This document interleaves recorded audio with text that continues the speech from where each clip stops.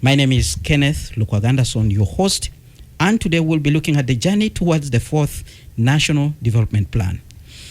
Well, the National Planning Authority is in the process of launching the 4th National Development Plan, which is a critical tool in terms of laying out the strategies and priorities of the government that will be implemented not only in the short term but also in the long term in order to achieve the targets that have been set on the side of development but also on the side of service delivery.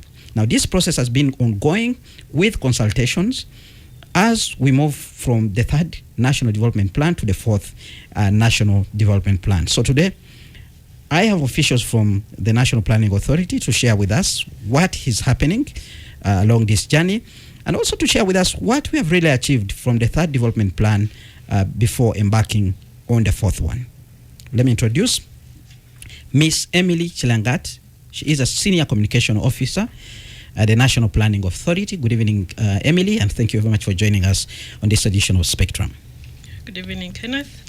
Good evening, listeners. Thank you so much for having me on the program today.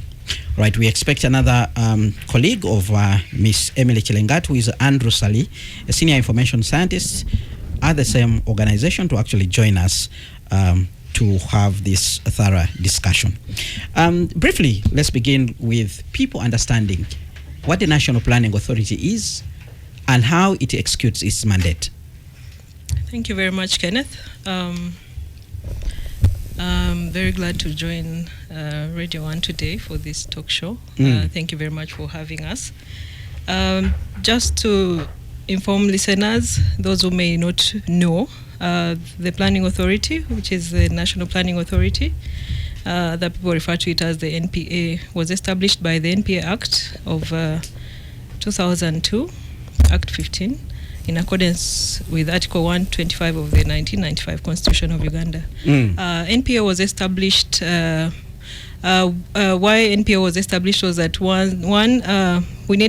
the country needed to build national capacity for visionary and long-term planning, and it was envisioned that the authority would establish a framework that enables short and medium-term national priorities to be derived from and be guided by agreed objectives, long-term development goals, and perspective, vision, aspirations.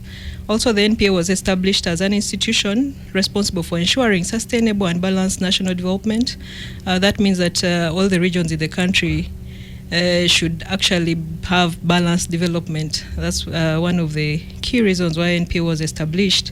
The other reason was that there was need to create policy and institutional arrangements that facilitate systematic integration of district plans into national development plans.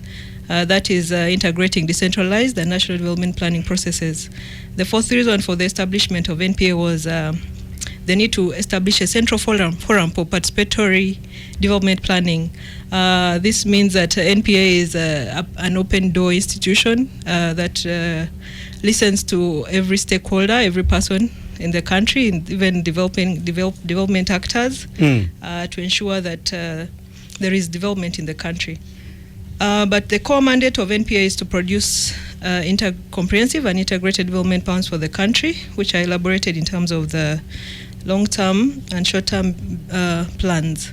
NPA also, at the continental level, hosts the Secretariat for the African Peer Review Mechanism, which is a body of the African Union that is responsible for good governance in the continent.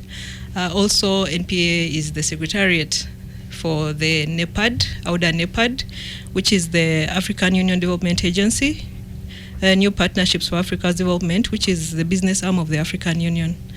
Basically, that is the background of what NPA has been doing, and given the recent and ongoing rationalization of government, NPA got an extended mandate, and now it is responsible for advocating for population issues after the merger with Population Council. It's also responsible for physical planning. Listeners could be aware that the Physical Planning Board that has been undertaking issues on physical planning was dissolved, and its functions were transferred to the NPA when the Physical Planning Amendment Act was instituted. And for physical planning, NPA is supposed to ensure the implementation of local government physical development plans, ensure general supervisory powers over physical planning committees, also resolve physical planning matters, and also advise government on all matters related to physical planning. So by the extended mandate, it means that government decided to bring together the socioeconomic aspect of planning alongside population, that is the human beings, but also the physical and land use matters. The question will be, the people who are working at the Population Secretariat and the National Fiscal Planning Board, have they been moved to NPA, or there is enough manpower at the institution to handle those particular responsibilities without having these people moving? Of course, previously we had departments responsible for population, given that it's a planning authority. And for capacity, of course, we always need more people to do the work we do, but there are certain key roles that NPA needed to get, and so there's an ongoing process to harmonize that. All right. All right. We are moving from the third National Development Plan to the fourth one. Can you first, even before we reach there, tell us what kind of work you've been, because I've heard you mentioning there that you'll be taking over some responsibilities in the local governments. Can you tell us what exactly you've been doing there before we move to the issue of the journey from the third National Development Plan to the fourth one? So with the local governments, NPA is responsible. It has a responsibility to integrate district plans into the National Development Plan. And by that, we have officers responsible for local government development planning. And these officers have been working to ensure that the district interventions for development are incorporated in the development plans. But also, away from the what we are doing right now in the local governments is that we are consulting the districts, the district officials, the city councils, the municipal councils on the fourth National Development Plan. But previously, we've been implementing until now, we're implementing the third National Development Plan, but it's coming to an end in June next year. And so we are preparing and getting ready to ensure that we have the fourth National Development Plan, which will help us guide government and also development actors on what the development priorities will be for the next 5 years. That is financial year 2025-26 to financial year 2029-30. That's the 5 years. And the fourth National Development Plan will be the fourth in implementing the Uganda Vision 2040. Listeners could be aware that the Vision 2040 is a document, or is a strategy that government agreed to implement in 30 years. And by that, we have to implement six 5-year development plans. And that Vision 2040, now we are implementing the third plan, which is NDP3, and going into the fourth. And that's why we are in the local governments consulting on the fourth one. All right. We are moving from the third to the fourth National Development Plan. It will be very important for the listeners to understand what the main focus was on during the third National Development Plan, and what was achieved there before we actually move on to the fourth one. Can you give us a scorecard?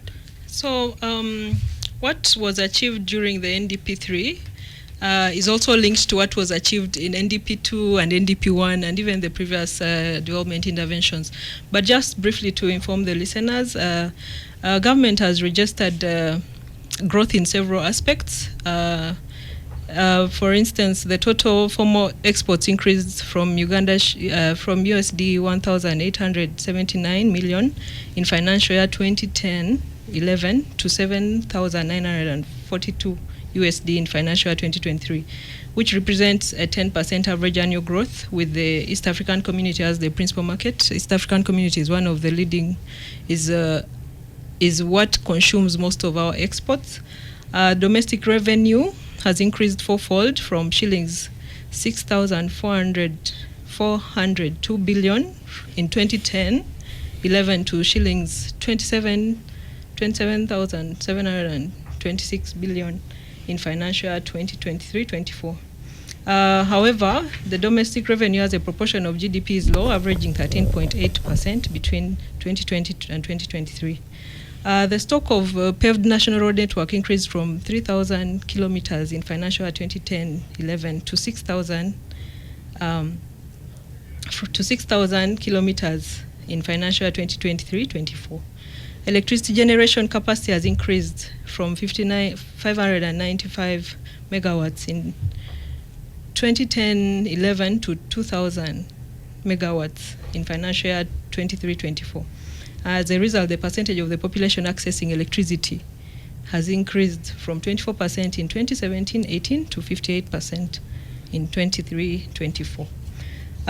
Also, speaking of issues that affect mothers and our health, social sector, life expectancy increased from 50.4 in financial year 2010-11 to 68 years in 2023-24. The population living within 5-kilometer radius of a health facility increased from 86%, which is of course the ideal distance from a health facility, in 2016-17 to 91% in 2020-21. Infant mortality has gone down from 54% in 2006 to 36% to 36% per 1,000 live births in financial year 22-23. The increased life expectancy and growing working age population, which is currently 54% of the population, present an opportunity to harness the country's demographic dividend with substantial investment in education, skills development, and job creation. Also, the headcount poverty rate decreased from 24% in financial year 2010-11 to 20% in financial year 2019, while the subsistence economy decreased from 69% in financial year 2010-11 to 39% in 2022-23. So we've achieved several milestones in development, and that provides the foundation to further development in the country, especially now with the upcoming 4th National Development Plan. In the implementation phase of this 3rd National Development Plan, were there any specific challenges that you can look at, that you can say that probably, because I'm seeing the percentage you're sharing, you are not 100%, you in some places you are in 90, others you are in 70%. What exactly could have caused some, slight underperformance in some areas compared to others? Of course, there have been challenges that we continue to rectify as a government, but also as a country, as Ugandans. Some of the key challenges that I can highlight, first of all, there is limited value addition, whereby exports are dominated by low-value commodities. For example, coffee, maize, fish, tea. All these are earning Uganda minimal revenue. And yet, if we had more value out of them, then we would have more money coming from their produce and export and sell. We also have limited diversification of export markets and inability to sustain existing and new ones. And that has a huge challenge to the exporters, but also as a country, we don't earn much from exports. There are market failures, especially due to induced distortions in the factors of production, which continue to negatively impact productivity, growth, and other transformation results.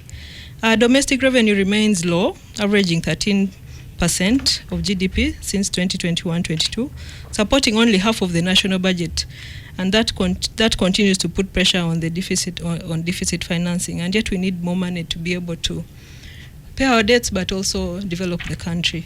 Transport infrastructure is still low and not well managed and maintained, thus limiting interoperability and increases the cost of transport and limits access to areas with potential for tourism, minerals, and oil, agriculture, among others. And then there is also unsustainable use of natural resources, which leads to a reduction in the forest cover. The country is exposed to increased frequency and intensity of extreme weather varieties, and this is affecting mostly farmers. People are not able to produce or plan for their produce and get gains out of it. Right. We've been joined by our second guest, Mr. Andrew Sali. He's a senior information scientist at the National Planning Authority. Good evening, Mr. Sali, and thank you very much for joining us. Good evening, and good evening, listeners. All right. You came in a little bit late. I think probably it's because of traffic. Yeah, sure. consequences of development, issues that we are discussing here this evening. Yeah, physical development planning. We've messed up our infrastructure because we don't have plans. So that has caused all these traffic jams, and it's causing a lot of loss of productivity. All right. You came at that point when Ms. Chelangati was actually explaining the challenges that the implementation of the third National Development Plan, the challenges that were envisaged in the implementation of the third National Development Plan. And I think you should be the person now to take us from the third National Development Plan to the fourth National Development Plan. How has this journey been? Have you been able to look back, assess the challenges that you face to try and avoid maybe mistakes? Like you rightly said there, we have messed up our planning and we are facing the consequences, including the traffic jam that held you back. Have you been able to reflect? Have you consulted widely to hear from the key stakeholders? Yes, indeed, we've had issues in the NDP3. First of all, as soon as we launched the NDP3, we suffered the pandemic of COVID-19. So many of the things or the interventions we wanted to do, we could not do during that period of lockdown. Only a few activities could take place. So there was that problem. We also had issues with the geopolitical wars that were happening, so trade was affected in that perspective. But we did a midterm review. We reviewed those challenges. We learned from them, and actually the NDP2 is taking a different approach. Most of the items, the interventions we want to do now are not very far off from NDP3, but the difference is mainly in the approach. First of all, we want to prioritize better in the NDP4. NDP3 spread so thin that we had to do so many things with the limited resources, so most of them were not done, and that reflects badly on the achievements that we are reporting about. Many people, majority of our households are not in the monetary economy. They are subsistence. And we brought programs in NDP3 like a parish development model, the Emyoga initiatives, to bring as many people in that bracket, brackets. So the approach now we are taking is to consolidate those initiatives. We also want to strengthen the private sector, which we expected to drive growth, but didn't do much because they are struggling with survival. Many of them die in the first birthday, before their first birthday. They are also struggling with growth from small scale to enterprises that are bigger. So transition is also a problem. We want to tackle that bit. So that's what brings us into NDP4. That approach is different. So the goal of, if you are to know the goal of the NDP4 is, first of all, achieve higher household incomes and inclusive growth, employment for sustainable socio-economic transformation. The key driver, the driver for that goal is, which we call the theme, is sustainable industrialization for inclusive, and this word inclusive means no one left behind. Inclusive growth, employment, and wealth creation. That goal and that theme are supposed to be achieved through 5 objectives. The first objective is to sustainably increase production. We've been producing, but we have to increase production. We need to increase productivity. The yield from the little space we have, if it's in agriculture, the yield per acre has to go a bit higher. Then we add value to what we are producing. That's objective number 1. Objective number 2 is to enhance human capital development along the entire cycle, the life cycle. When we talk about life cycle for human capital, we start from zero to retirement. 0 means we look after the mother during pregnancy, and so that the quality of the baby is good. Then we look after the baby from that infant stage to when they finish education. We skill them, they become productive, they start working, and we look after that until they retire. Then we focus on retirement. So we are referring to that life cycle of human capital. The third objective is supporting the private sector to drive growth as it is expected to do. The fourth objective is to build and maintain strategic infrastructure, especially in transport, housing, energy, water, industry, and ICT. So those are the key objectives. The other one is to enhance the role of the state in terms of security, in terms of the public sector responding to the needs of the people, and also the economic stability. So those are the 5 objectives we are tackling in NDP4. All right. Spectrum on Radio 1 FM 90. Our discussion today is the journey from the 3rd National Development Plan to the 4th National Development Plan.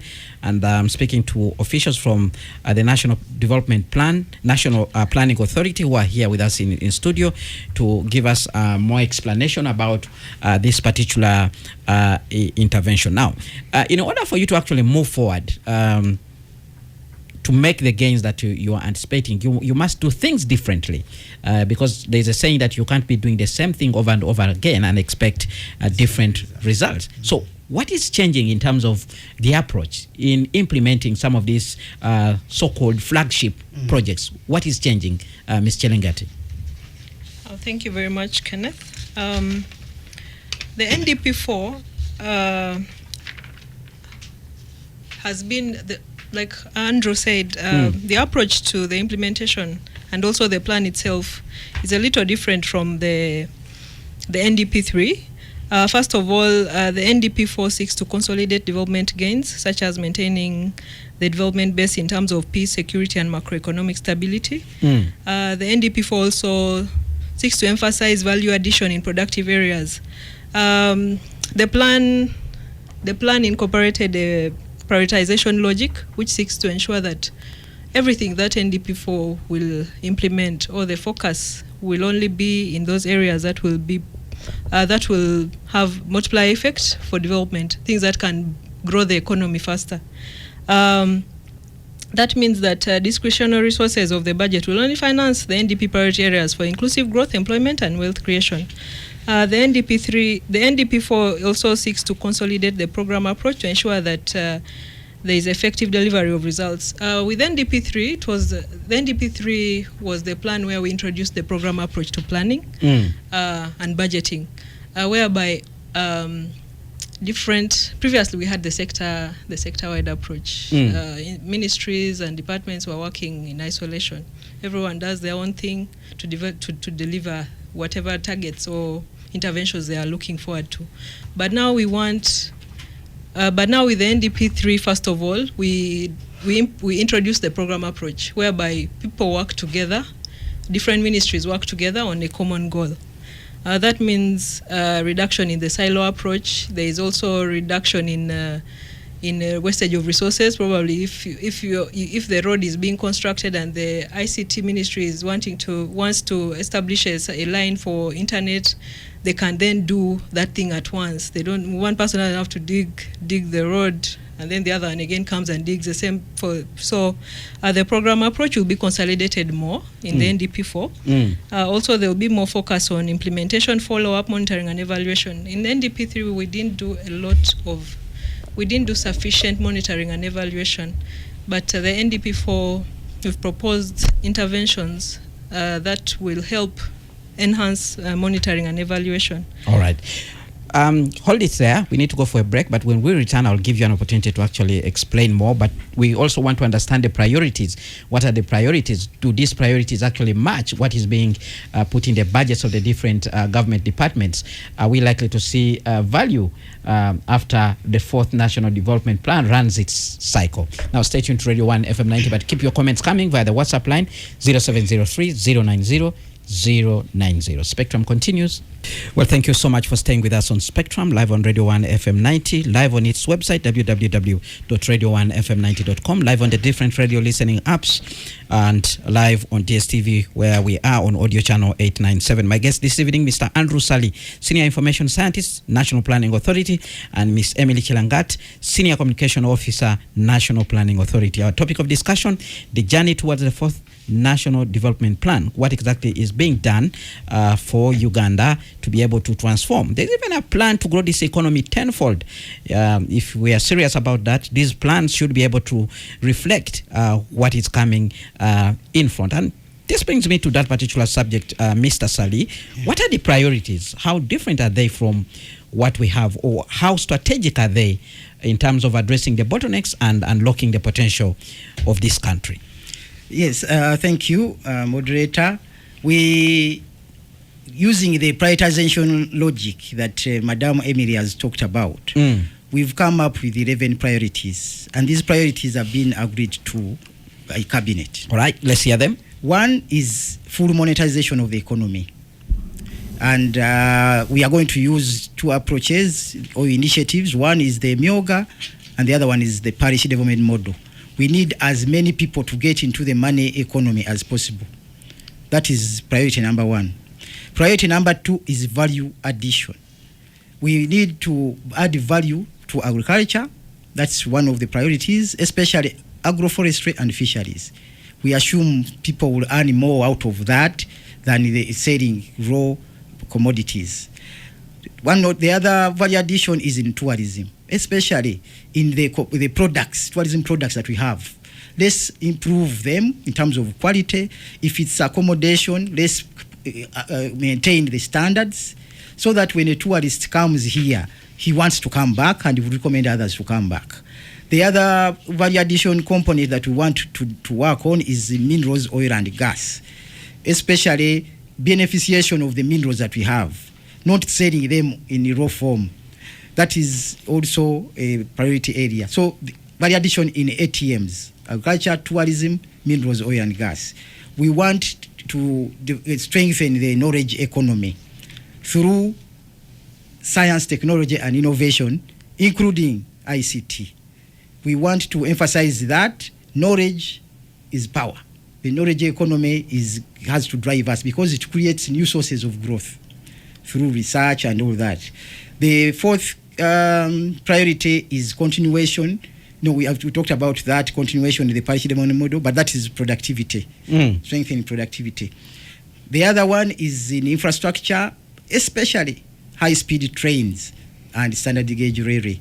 As you will notice, the standard gauge railway has been launched. Finally, and it will happen in these 5 years. At least some sections of it we shall see. We hope so. Yes, so the standard gauge railway, but we shall still continue as we've been doing in NDP3 with the meter gauge railway. So reparations of that, the route going to Guru, and the other parts of the meter gauge railway will be worked on. In order to do value addition, we need value addition infrastructure. In that case, we need electricity, so energy generation is key. So we shall focus on generation, transmission, and distribution of power to where it's needed. We shall also work on infrastructure such as the science, technology, and innovation parks, which provide an environment of the innovators and researchers to work and innovate, come up with new ideas. So those parks, look out for them in this NDP4. Then the other industrial parks will continue. But the key issue in terms of infrastructure is maintenance of the existing infrastructure. That is a priority this time around. We don't want to be doing new, yet what we've done is being destroyed. So that is a key priority area. We have to work on the cost of credit, reducing the interest rates at which our private people borrow. So that is also an issue, but we shall use our development banks, the development corporation to work with the private sector. For the different kind of private sector, we shall use the microfinance support center to enable them access money, okay, at low cost. Revenue generation interventions. We've noticed that the financial situation globally is slowing down. We are not going to expect money coming in from development partners.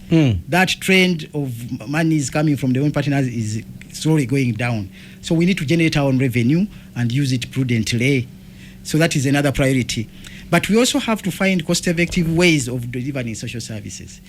Health, education. How do we deliver these services better? Should we digital? Should we? Those we are trying to innovate, and we have interventions in the program for that. Another intervention which people need to look out for as a priority is the infrastructure for AFCON. Remember, the Africa Cup of Nations to be hosted jointly by the East African countries, Kenya, Uganda, Tanzania. So we have to have that infrastructure ready for 2027 AFCON. That is a priority. The other priority in terms of infrastructure is infrastructure for creatives, the culture and creative sector, the musicians, the film producers, the visual artists, the fashion people. The infrastructure to support these creative people is lacking. The key project here, as we shall discuss, is redeveloping and refunctionizing the National Theatre to cater for all these kind of creatives. For NDP 4, this is a focus area. Lastly, in terms of the priorities, is investment in the Greater Kampala metropolitan area. This is the logistical hub of Uganda. We need to improve the image of Kampala. We need to develop the infrastructure, especially the roads and any other transport infrastructure, the street lighting and all that. So those are the priorities for NDP 4. All right. Now, Mr. Lengati, we know NDP 4 has proposed 18 program areas. Very quickly, if you can run us through some of the key ones that actually feed into the priorities that have been stated by Mr. Sali. Thank you very much. You rightly say the NDP4 has proposed 18 programs, and one of the key programs in the NDP4, and we say programs because it's a program, it brings together several actors in one.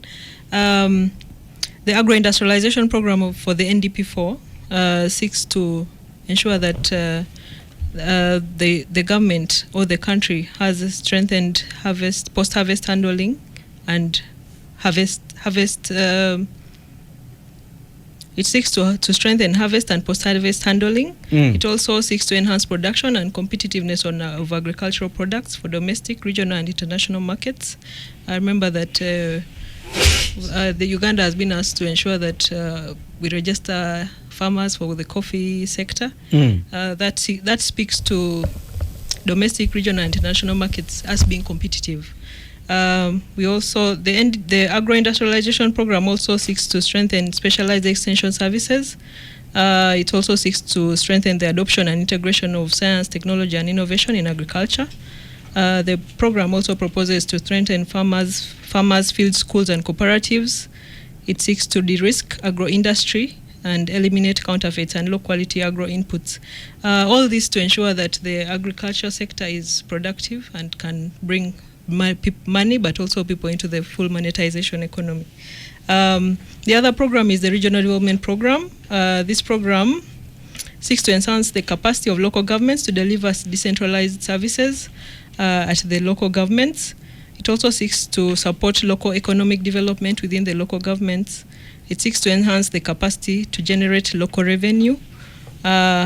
The program also seeks to effectively integrate refugee response. Remember that Uganda is one country that has a very supportive policy on refugees. The Regional Development Program also seeks to foster affirmative action and enhance legal, institutional coordination and regulatory capacity for effective delivery of decentralized services. The other program to speak of is the tourism program, which seeks to increase tourism-related research and uptake. The program is focused on developing, improving, and diversifying the tourism products. The program also seeks to improve tourism infrastructure that includes transport, rails, electricity, ICT, accommodation, and also it's going to help reduce tourism skills gaps. For example, training for people who work in the tourism sector in places where tourists go. The tourism program also seeks to strengthen enforcement of tourism standards and regulations. Another program to speak briefly about is the private sector transformation program. That one seeks to enhance survival and growth of private enterprises. Andrew rightfully said that private organizations or companies start, but they don't make it to 1 year because of the challenges within the private sector. So this private sector transformation program helps to fix the issues within the private sector by also reducing the cost of doing business and ensuring market access and competitiveness of goods and services.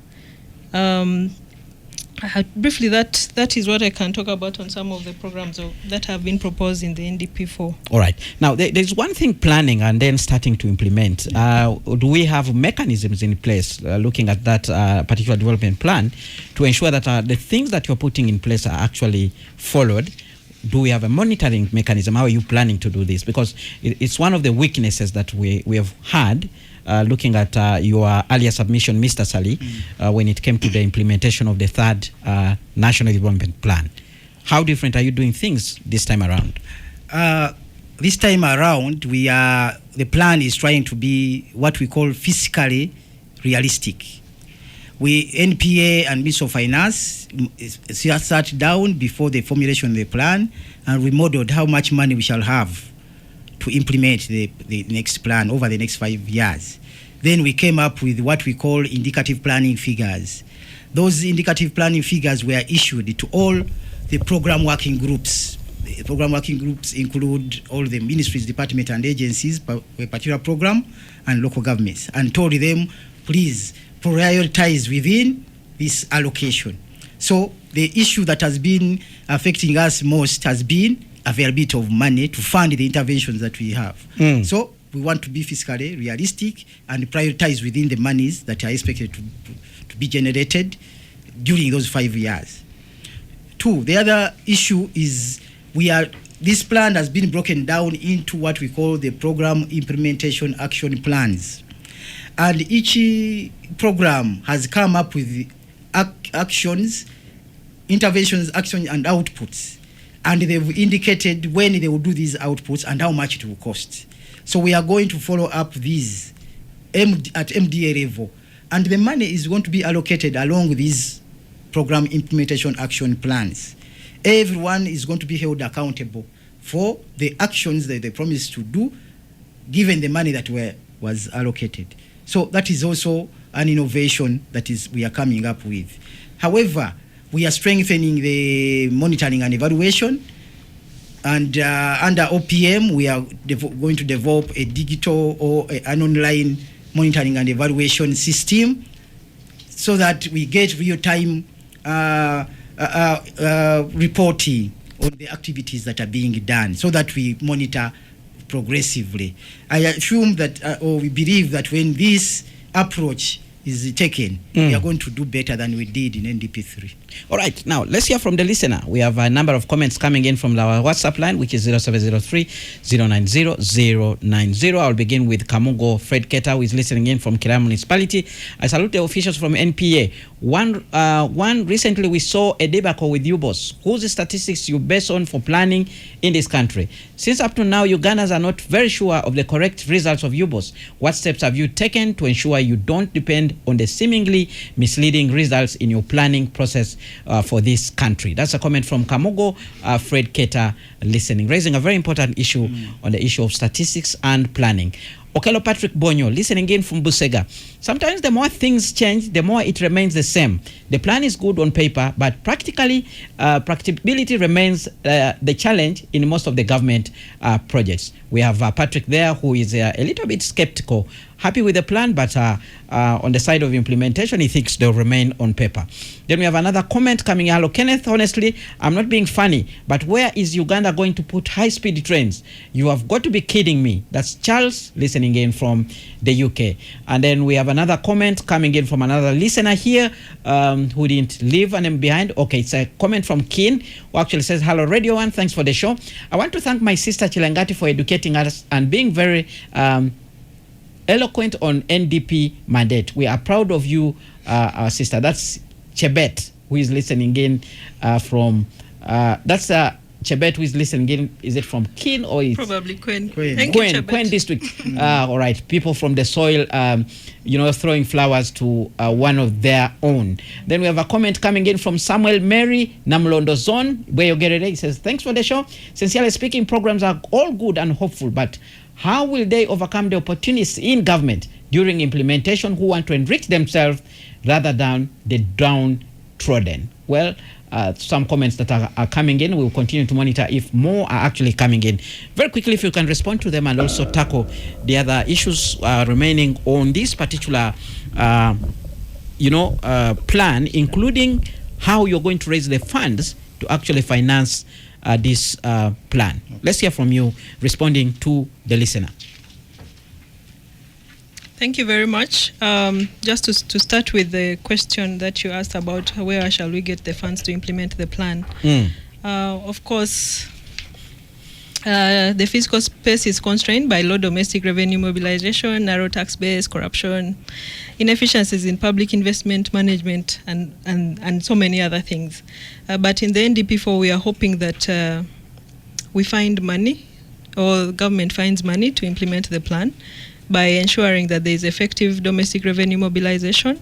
That means that we shall need to improve tax administration, reduce tax evasion, and broaden the tax base, especially while targeting agriculture and mining.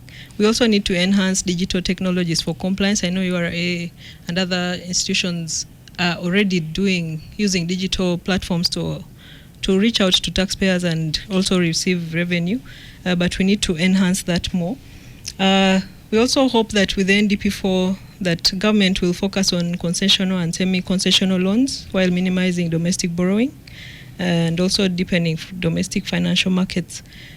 We have to leverage the private sector, the public-private partnerships to increase private sector involvement in infrastructure projects and address capacity gaps in negotiation and structuring of loans. We also need to leverage state-owned enterprises within the NDP. During the NDP4 period, we shall need to leverage state-owned enterprises and non-government organizations. This will help us to improve the revenue generation from state-owned enterprises and also attract private capital through public-private partnerships. NGOs can also complement public services while filling critical gaps that need prioritization. As government, we also hope that we shall have innovative financing options, which include pension sector funds, climate finance mechanisms, fines for legal violations, infrastructure bonds, and blended finance to mobilize resources to implement the plan. But to respond to the listener, the number of issues came out. One of them was that implementation. Now we're going to ensure that we implement the good plans that you rightfully said. Andrew earlier on spoke about the program implementation action plans and government's desire and decision to follow up, to ensure there is follow-up and also accountability from everyone who receives money. Given that you already promised to do certain things that have been included in the program implementation action plans, it's easy for government to monitor progress and also ensure that there is accountability. And then where will Uganda put the high-speed trains? And like any other infrastructure project, we find the land. There is a lot of land. Maybe just to comment on that. All right.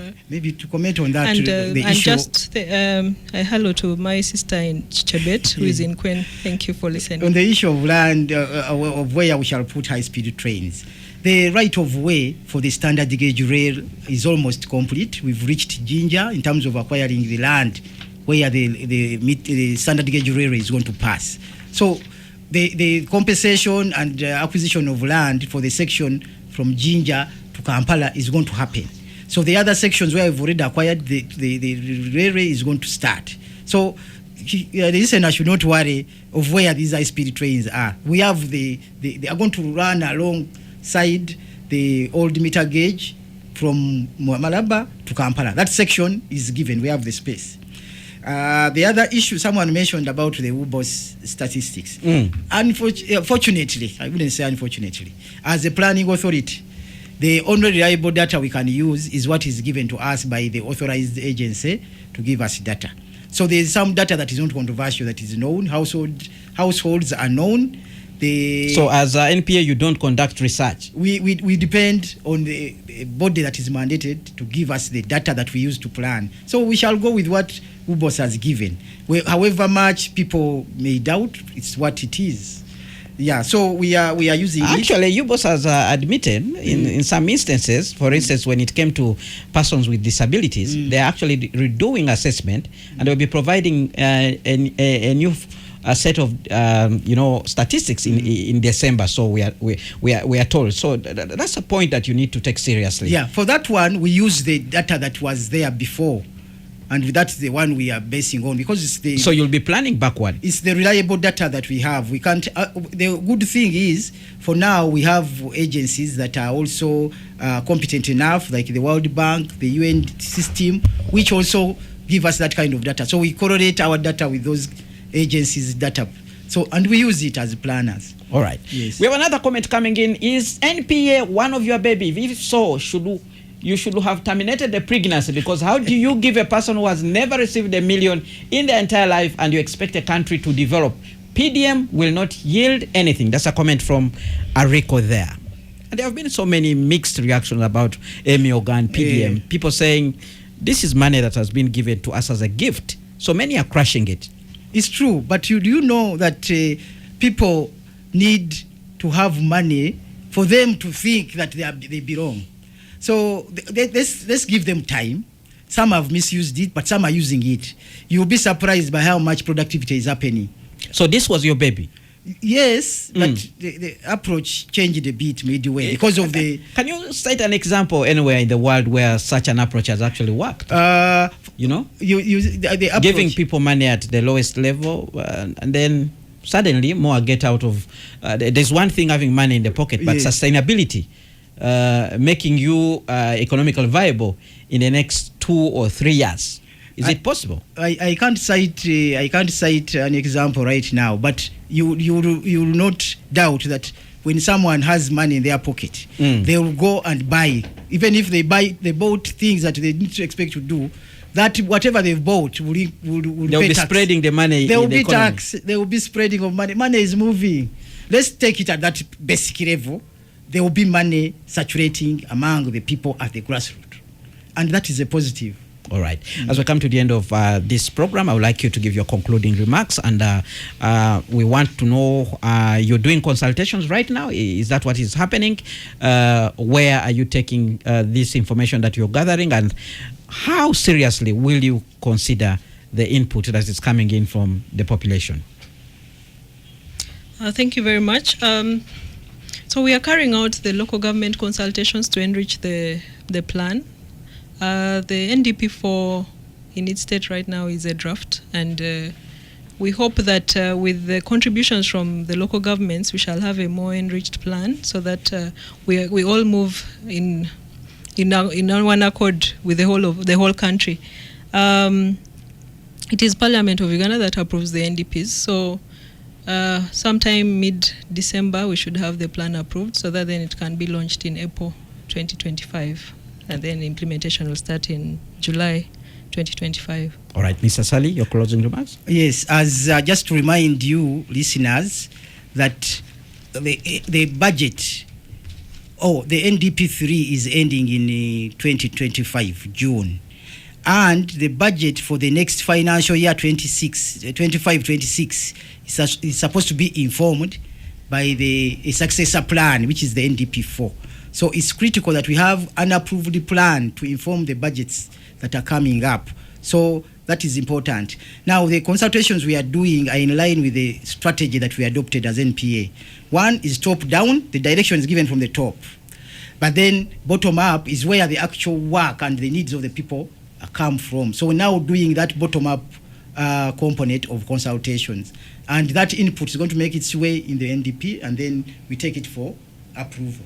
All right, with that, we come to the end of Spectrum. Let me thank you, Ms. Chelingat and Mr. Sali, for actually making time. We hope we will be with you another time to actually expound more, especially on what you've got from the listeners. And thank you very much, dear listeners, for tuning in and contributing to this discussion. Up next, we have the news in English. Stay tuned to Radio 1 FM 90. Tomorrow, same time, I will be here with another topic. Stay tuned to Radio 1 FM 90 and have a good evening.